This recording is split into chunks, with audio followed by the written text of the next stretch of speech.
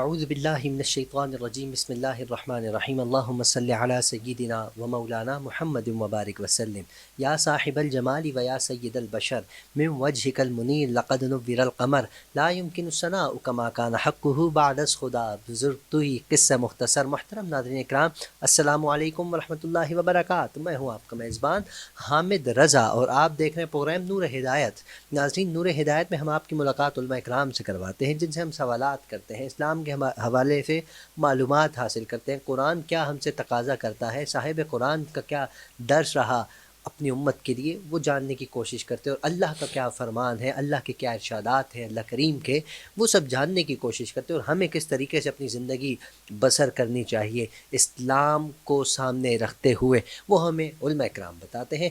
آج کے ہمارے معزز مہمان جن سے ہم آج گفتگو کریں گے عمرے کی فضیلت کے حوالے سے۔ یقیناً ہر انسان کی کوشش ہوتی ہے، ہر انسان کی ایک دلی خواہش ہوتی ہے کہ ہم زندگی میں زیادہ نہیں تو ایک بار تو اللہ کا گھر اپنی ان گناہ گار ان سر کی آنکھوں سے دیکھ کے آ جائیں، اور سرکار دو عالم صلی اللہ علیہ وآلہ وسلم کا وہ روزہ کہ جہاں 70,000 ملائکہ صبح 70,000 شام جو ایک بار تشریف لائیں دوبارہ ان کا نمبر قیامت تک نہیں آتا، اس مقام، اس خوبصورت ترین دنیا کی سب سے خوبصورت جگہ کا نظارہ کر کے آنے کی ہر انسان، ہر مسلمان کی اسپیشلی خواہش ہوا کرتی ہے۔ ہماری بھی خواہش ہے، یقیناً آپ کی بھی خواہش ہے۔ تو عمرے کے حوالے سے آج ہم جانیں گے کہ عمرے کی فضیلت کیا ہے۔ حج تو فرض ہے، وہ تو آپ سب جانتے ہیں، عمرے کی فضیلت کے حوالے سے بھی جانیں گے۔ پھر ہم کوشش کریں گے کہ آج ہی کے موضوع میں ہم وہاں کے مقامات کا تذکرہ کریں، پھر عمرے پہ جانے کے حوالے سے ساری باتیں ہوں گی۔ وقت بہت مختصر سا ہے، ڈائریکٹ مفتی صاحب کی خدمت میں حاضر ہوں گا۔ تعارف کراتا چلوں، حضرت علامہ مولانا مفتی عبدالرؤف مدنی صاحب۔ السلام علیکم حضرت۔ وعلیکم السلام ورحمۃ اللہ حضرت کیسے مزاج، خیریت سے ہیں آپ؟ الحمدللہ، آپ خیریت سے ہیں؟ اللہ کا احسان، آپ کی دعائیں، آپ کا بہت بہت شکریہ تشریف آوری کا۔ میں نے انٹرو میں اپنا موضوع بتا دیا ہے، ہم ڈائریکٹ موضوع کی طرف بڑھتے ہیں کیونکہ وقت مختصر ہے۔ آج تو باتیں ہی بہت ساری ہیں، آپ کے ذہن میں بھی بہت ساری باتیں ہوں گی، یقیناً جوابات ہوں گے۔ عمرے کی فضیلت سے ہم اسٹارٹ کرتے ہیں، ارشاد فرمائیے گا حضرت۔ الحمدللہ رب العالمین والصلاة والسلام علی سید المرسلین وعلی آلہ واصحابہ اجمعین، اما بعد فاعوذ باللہ من الشیطان الرجیم، بسم اللہ الرحمن الرحیم۔ قال اللہ تعالی فی کلام المجید واتموا الحج والعمرۃ للہ، سبحان اللہ۔ صدق اللہ العظیم۔ سب سے پہلے تو حامد بھائی آپ کا اور وینس ٹی وی کے پوری ٹیم کا، خاص کر نور ہدایت پروگرام کو ارینج کرنے والے تمام افراد کا میں شکر گزار ہوں۔ آپ کا شکریہ۔ اور دوسری بات، آج ہم نے عمرے کے حوالے سے اس ٹاپک کا انتخاب کیا ہے۔ اس کی وجہ بھی یہی ہے کہ ہر بندہ یہ چاہتا ہے کہ وہاں کی حاضری ہو، بلکہ ہر بندہ مومن کی خواہش ہوتی ہے۔ جی، حضور نے بھی ارشاد فرمایا نا کہ بندہ مومن کا دل مکہ اور مدینہ میں لگا رہتا ہے، اور منافق کا دل وہاں نہیں لگتا۔ تو مومن تو مومن ہے کہ وہ چاہتا ہے کہ میری زندگی میں کم از کم، جس طرح آپ نے کہا، ایک حاضری تو ہو۔ اور دوسری وجہ اس کی یہ ہے کہ ماشاءاللہ آپ کی بھی عنقریب حاضری ہے، انشاءاللہ، اور اللہ تعالیٰ آپ کے ساتھ جو احباب جا رہے ہیں سب کو برکت والی حاضری تو یہ ہے۔ اس میں یہ دعا دینا کہ اللہ تعالیٰ آپ کو برکت والی حاضری نصیب کرے۔ برکت والی تو ہے، لیکن اس برکت میں مزید برکتیں اللہ عطا فرمائے، آمین۔ انسان کی سوچ سے بھی بڑھ کر۔ وہ ایسی حساس بات گیا نا، وہ شعر میرے ذہن میں آ رہا ہے کہ یہ راہ حق ہے سبل کے چلنا، یہاں ہے منزل قدم قدم پر۔ تو بات یہ ہے کہ یہ بڑی مشکل راہ ہے، پہنچنا در پر تو کہنا آقا، سلام لیجئے غلام آیا۔ کیا بات بات تو ہے، سبحان الگ اللہ۔ ہی ہے۔ اعلیٰ حضرت امام احمد رضا خان فاضل بریلی بھی فرماتے ہیں نا کہ حرم کی زمین اور قدم رکھ کے چلنا، حرم کی زمین اور قدم رکھ کے چلنا، ارے سر کا موقع ہے او جانے والے۔ یہ سر کے بل جانے کا موقع ہے۔ انسان سوچے تو صحیح کہ یہ وہ مقامات ہیں، مکہ مدینہ، یہ وہ مقامات ہیں، یہ وہ گلی کوچے ہیں، یہ مٹی کے وہ ذرے ہیں کہ جن ذروں پر رسول پاک صلی اللہ تعالی علیہ وسلم تشریف فرما ہوتے تھے۔ سبحان اللہ۔ یہی وہ مقامات ہیں جہاں سے صدیق اکبر، فاروق اعظم، مولا کائنات، مولا علی مشکل کشا، سیدنا عثمان ابن عفان رضی اللہ تعالیٰ عنہ، حسنین کریمین، بڑے بڑے کبار صحابہ کرام یہاں پر موجود تھے۔ اور کعبہ تو وہ زمین ہے جہاں سارے انبیاء آئے، بے شک، کعبہ تو وہ زمین ہے جہاں سارے انبیاء آئے، سارے اولیاء آئے۔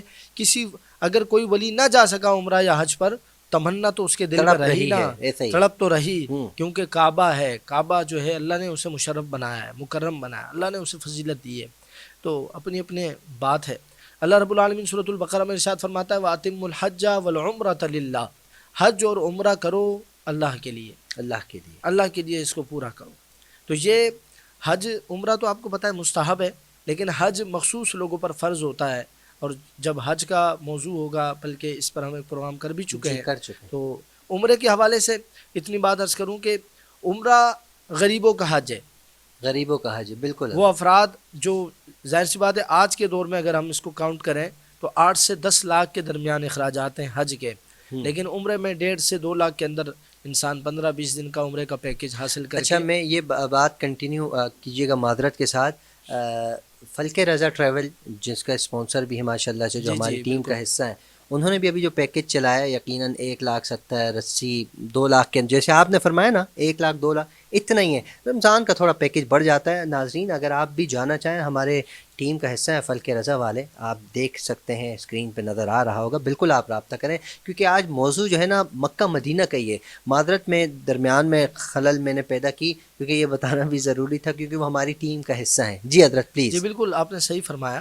اور جو آپ رمضان کی آپ نے کہا نا پیکج بڑا ہوتا ہے، تو رمضان میں اللہ رب العالمین کی طرف سے بھی پیکج بڑھ جاتا ہے۔ کیا بات ہے، بے شک ایسا ہی ہے۔ حضور صلی اللہ تعالیٰ علیہ وسلم کی حدیث مبارکہ مجھے یاد آ رہی ہے، حضور نے فرمایا رمضان میں عمرہ کرنا، رمضان میں عمرہ کرنا میرے ساتھ حج کرنے کے برابر ہے۔ میرے ساتھ، کیا بات ہے، حضور صلی اللہ علیہ وسلم نے ارشاد فرمایا کہ رمضان میں عمرہ کرنا میرے ساتھ حج کرنے کے برابر ہے۔ تو وہ 2-4 روپے یا 2-4-5-10 ہزار روپے بڑھ جاتے ہیں، تو جو صاحب ثروت جو 1,70,000 پے کر سکتا ہے تو وہ 1,90,000 اور 2 بھی پے کر سکتا ہے، 2 لاکھ بھی پے کر سکتا ہے، لیکن جو عمرے کی برکتیں رمضان کی ہیں وہ اپنی ہی بات ہے۔ پھر فضیلتیں تو اپنی جگہ ہے، کعبے میں 1 نیکی 1 لاکھ نیکی کے برابر ہے، اور مدینۃ المنورہ میں رمضان میں پھر وہ کاؤنٹنگ بڑھ جاتی ہے، مدینۃ المنورہ میں 50,000 کے برابر ہے۔ تو یہ جو ہے برکتیں ہیں۔ اچھا جہاں تک فضیلت کی بات ہے نا، ایک صحابی، 2 صحابی، حضرت علامہ طبرانی رحمۃ اللہ علیہ نے ابن عمر رضی اللہ تعالیٰ عنہ سے اس روایت کو نقل فرمایا۔ بڑی زبردست روایت ہے اور بڑی لذت والی، لذت آمیز روایت ہے، اور بڑی شان مصطفیٰ پر مشتمل روایت ہے۔ تو حضرت ابن عمر رضی اللہ تعالیٰ عنہ فرماتے ہیں کہ ایک صحابی انصاری اور ایک صحابی ثقفی حضور صلی اللہ تعالیٰ علیہ وسلم کی بارگاہ میں حاضر ہوئے اور عرض کرنے لگے یا رسول اللہ صلی اللہ علیہ وسلم، ہم آپ سے کچھ پوچھنا چاہتے ہیں۔ حامد بھائی غور سے سنیے گا، عرض کرنے لگے یا رسول اللہ ہم آپ سے کچھ پوچھنا چاہتے ہیں۔ حضور نے فرمایا اے میرے صحابہ، تم پوچھو گے یا میں خود ہی بتا دوں کیا پوچھنا چاہتے ہو؟ سرکار ہے نا، کیا بات ہے۔ امام احمد رضا خان فرماتے نا، اور کوئی غیب کیا تم سے نہا ہو بھلا، جب نہ خدا ہی چھپا تم پہ کروڑوں درود، جو ہو چکا جو ہوگا حضور جانتے ہیں، کیسے تیری عطا سے، تیری عطا سے خدا آیا حضور جانتے ہیں، کہاں ہے عرش مولا حضور جانتے ہیں، جہاں کائنات ختم سدرۃ المنتہا۔ صحابہ حاضر ہوئے اور عرض کرنے لگے یا رسول اللہ کچھ پوچھنا چاہتے ہیں۔ حضور نے فرمایا تم پوچھو گے یا میں بتا دوں؟ تو صحابہ عرض کرنے لگے یا رسول اللہ، صحابہ تو باادب تھے نا، عرض کرنے لگے یا رسول اللہ آپ ہی بتا دیجئے ہم کیا پوچھنا چاہ رہے ہیں۔ حضور نے فرمایا تم یہ پوچھنا چاہتے ہو کہ کوئی شخص حج کے لیے گھر سے نکلے یا بیت اللہ کا ارادہ کر کے حج گھر سے نکلے تو اس کا کیا ثواب ہے، طواف کرے، طواف پر 2 رکعات پڑھے اس کا کیا ثواب ہے، صفا و مروہ کی سعی کرے اس کا کیا ثواب ہے، پوری تفصیل ہے۔ حضور نے فرمایا یہ سوال کرتے ہو نا، پہلا سوال تمہارا، اور اس کا جب حضور نے یہ سوالات بتائے نا، صحابہ قسم اٹھا کر کہنے لگے حامد بھائی اب ہم یہ واقعہ سن کر، یہ حدیث مبارکہ بیان کر کے اتنے زیادہ ایموشنل ہو رہے ہیں، اتنے زیادہ ایمان میں اور اس کی لذت میں اضافہ ہو رہا ہے، تو جو بنفس نفیس حضور کی بارگاہ میں موجود تھے، جو دل میں سوالات لے کر آئے تھے، حضور نے وہ دل کے حال بتا دیے، ان کے دل کا کیا حال ہوگا، ان کے ایمان کی کیا کیفیت ہوگی، ان کے ایمان کا کیا عالم ہوگا۔ تو وہ قسم اٹھا کر کہنے لگے یا رسول اللہ، اللہ کی قسم جس کے دستہ قدرت میں ہماری جان ہے، یہی سوالات ہمارے دل میں تھے، یہی سوالات ہم لے کر آئے ہیں۔ حضور نے فرمایا تمہارا جو پہلا سوال تھا کہ گھر سے نکلے بیت اللہ کے لیے اس کا کیا ثواب ہے، ہر قدم پر اللہ تعالیٰ تمہارے لیے ایک حسنہ لکھ دے گا، کتب لہ حسنۃ۔ یہ حج والوں کے لیے، عمرہ ادا کرنے والوں کے لیے بھی ہے، بس حضور نے تو اس کو ارشاد فرمایا حج والوں کے لیے، لیکن رب تو کریم ہے نا، رب تو کریم ہے، وہ جسے چاہے عطا فرما دے، وہ ایک نیکی قبول کر دے تو وہ 100 حج بھی رد کر دے، وہ ذات بے نیاز ذات ہے، اللہ الصمد اس کی شان ہے۔ فرمایا ہر قدم پر ایک نیکی اور ایک گناہ معاف کر دیا جائے گا، اور جو طواف کے بعد بڑی بات ہے. طواف کے بعد جو 2 رکعت پڑھنا ہے، عمرے پر بھی جو افراد جاتے ہیں، ابھی انشاءاللہ ہم بات کریں گے، طواف مکمل کرنے کے بعد 2 رکعت مقام ابراہیم پر جا کر پڑھتے ہیں. فرمایا یہ 2 رکعت کا ثواب یہ ہے، اولاد اسماعیل میں کوئی غلام ہو، اس غلام کو، عام غلام بھی آزاد کرنا بڑے ثواب کا کام ہے، لیکن اولاد اسماعیل کا کوئی غلام ہو، اسے آزاد کرنے کا جو ثواب ہے اللہ تعالیٰ اسے وہ عطا فرماتا ہے. 2 نوافل ادا کرنے 2 سے، نوافل کا ثواب، صرف 2 نوافل. اور پھر فرمایا صفا و مروہ کی سعی کا ثواب یہ ہے 70 غلام آزاد کرنے کا اللہ رب العالمین ثواب عطا پھر فرماتا 7 ہے. چکر لگانے سے. جی کیا بات ہے. اور ایک روایت بات کر کے فضیلت کو یہیں پر کمپائل کرنے کی کوشش کروں گا. ام المومنین سیدہ صدیقہ طیبہ طاہرہ رضی اللہ تعالیٰ عنہ بنت ابی بکر صدیق رضی اللہ تعالیٰ عنہ، ابو بکر صدیق رضی اللہ تعالیٰ عنہ کی شہزادی بی بی عائشہ صدیقہ طیبہ طاہرہ فرماتی ہیں رسول اللہ صلی اللہ علیہ وسلم نے ارشاد فرمایا جو گھر سے عمرے کا ارادہ کر کے نکلا، عمرے کا ارادہ کر کے نکلا، وہاں پہنچا یا نہیں پہنچا، وہاں پہنچ کر انتقال ہوا یا راہ میں انتقال ہوا، اللہ رب العالمین کل بروز قیامت اسے حساب پیش نہیں کرے گا، وہ حساب پر پیش نہیں ہوگا، حساب و کتاب نہیں ہوگا. قیل لہو، اسے کہا جائے گا ادخل الجنہ، جنت میں داخل ہو جا، بلا حساب، بغیر حساب و کتاب کے. یہ بڑی شان والی بات ہے.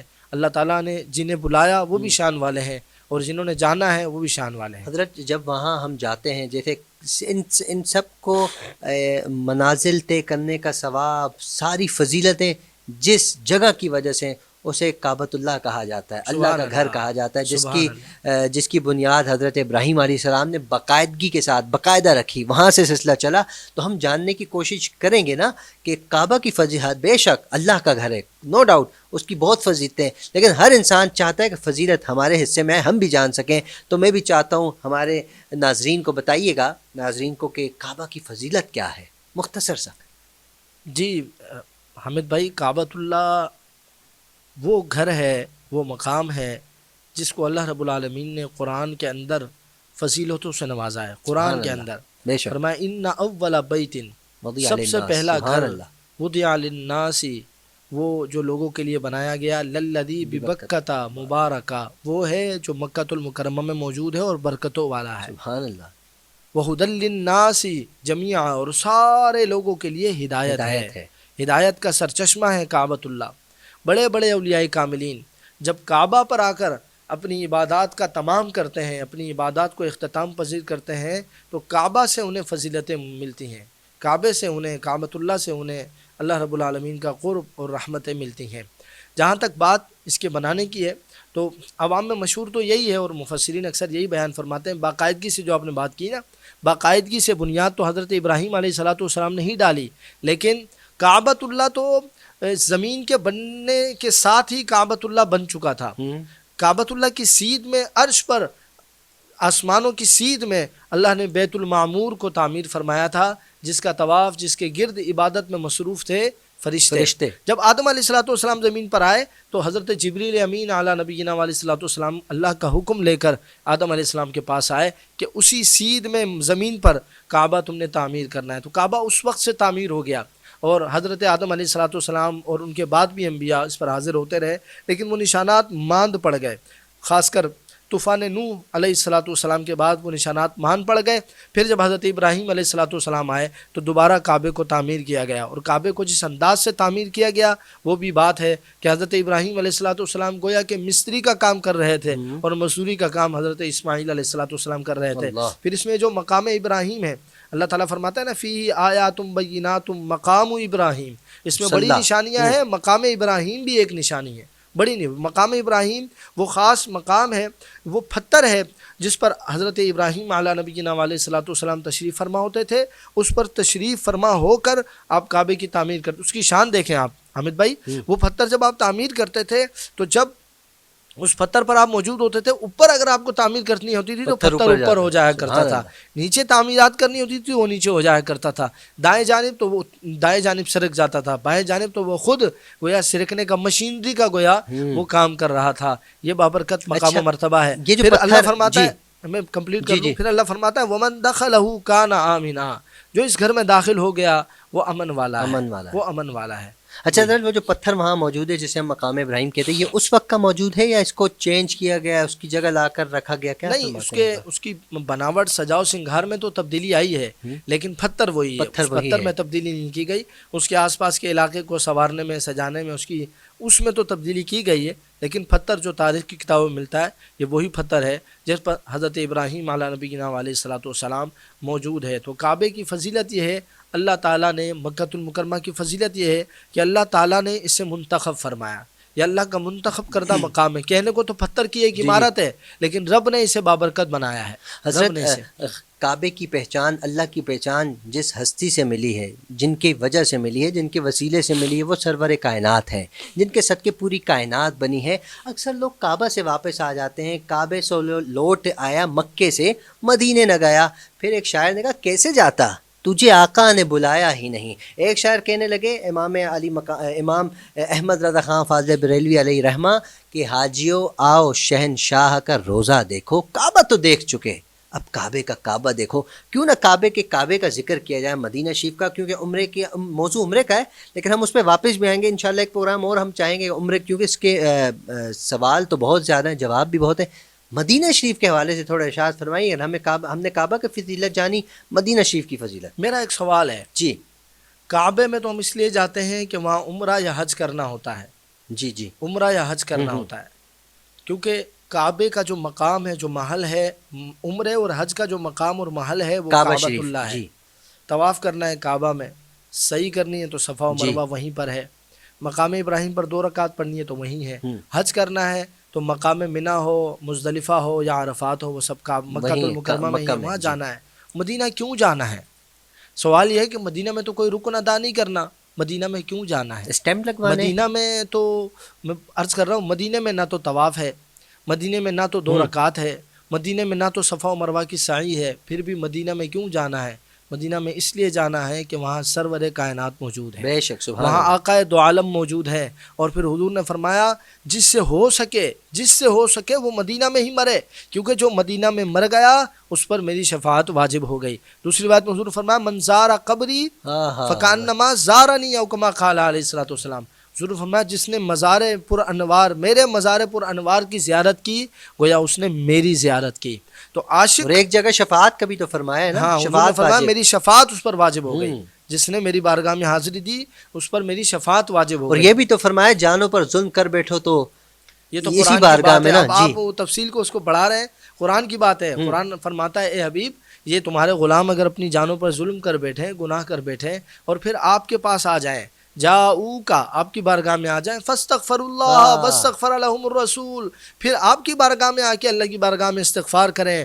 اللہ کے رسول، اے میرے حبیب، آپ بھی پھر ان کے لیے جب دعا کر لیں، لوجد اللہ تواب الرحیم، تو پھر رب العالمین ایسی ان کی توبہ قبول فرمائے گا، یہ بھی کیا یاد کریں گے. تو شان حضور صلی اللہ علیہ وسلم کے صدقے، جیسے آپ نے کہا نا کعبے کو بھی شان حضور کے صدقے ملے، کیونکہ حضرت ابراہیم علیہ الصلوۃ والسلام بہت پہلے دنیا سے پردہ فرما گئے تھے. اس کے بعد کعبے کے اندر حمید بھائی بتوں سے سجایا ہوا تھا.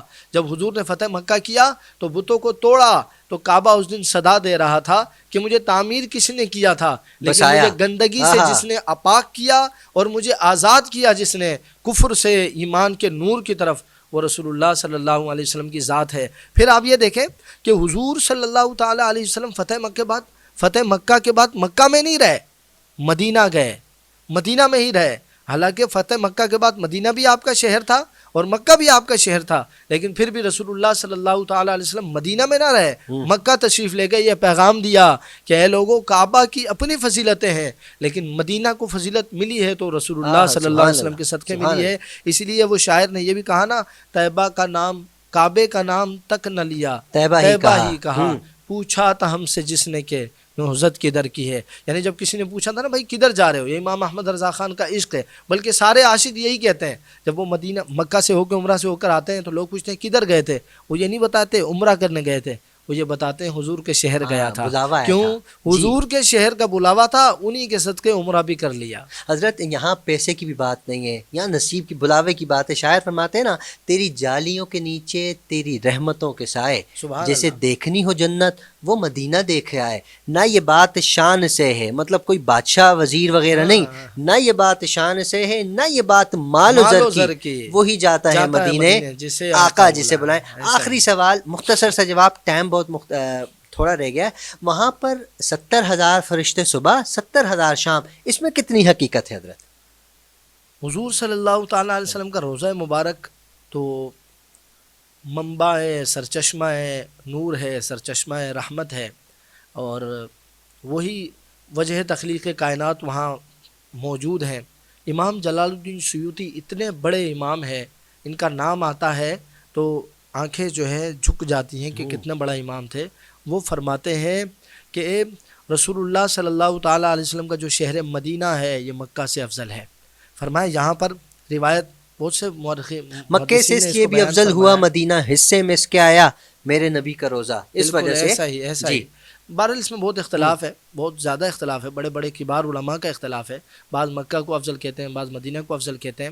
جو روایت ہے وہ یہ ہے کہ صبح 70,000 فرشتے روزہ رسول پر حاضری دیتے ہیں، اور شام کو وہ جو لشکر ہے وہ چلا جاتا ہے، دوسرے آتے ہیں. اس میں مزے کی بات پتہ ہے کیا؟ وہ فرشتے آ کر حضور کی بارگاہ میں سلامی پیش کرتے ہیں اور اپنی بِأَجْنِحَتِهِمْ اپنے پروں سے روزہ رسول پر چمٹے رہتے ہیں، فیض حاصل کرتے رہتے ہیں. اور ایسا منظر ہے کہ جو ایک دفعہ آ کے چلے جاتے ہیں ان کا دوبارہ نمبر نہیں آتا ہے، اتنا رش لگا ہوا ہے. تو یہ تو حضور کی بارگاہ میں جو جاتے ہیں ان غلاموں کی شان ہے. اللہ تعالی ہم سب کو بھی ان کلمات کے صدقے بارگاہ مصطفیٰ صلی اللہ تعالیٰ علیہ وسلم کی حاضری نصیب فرمائے، سنہری جالیوں کا دیدار نصیب فرمائے. جس طرح آپ نے کہا ہے نا، تیری رحمتوں کے سائے، جیسے دیکھنی ہو جنت، تیری جالیوں کے پیچھے تیری رحمتوں کے سائے. تو جیسا ہی ہے، اللہ تعالی ہم سب کو نصیب فرمائے. آمین. حضرت بہت بہت شکریہ. یہ باتیں ایسی ہیں کہ جی چاہتا ہے سنتے ہی چلے جائیں، کیونکہ اس میں ایموشنل پن بھی ہے. ایموشنل نہیں ہے، دراصل لگاؤ ہے مدینے سے. یہ جو ہمارا جو تار ہے مکہ مدینے سے ایسا چھڑا ہوا ہے کہ اگر کوئی مدینے کی بات کرتا ہے آنسو آ جاتے ہیں. اللہ پاک آپ کو سلامت رکھے. مفتی صاحب امید کرتے ہیں آپ آئندہ بھی تشریف لائیں گے، رمضان میں آپ کو مدینے کی حاضری مل جائے. کیا ہی بات ہو. ناظرین آپ سب کے لیے بھی ہم دعا گو ہیں. آپ سے بھی گزارش ہے وینس ٹی وی کی پوری ٹیم کو بھی اپنی خصوصی دعاؤں میں یاد رکھیے. السلام علیکم ورحمۃ اللہ وبرکاتہ.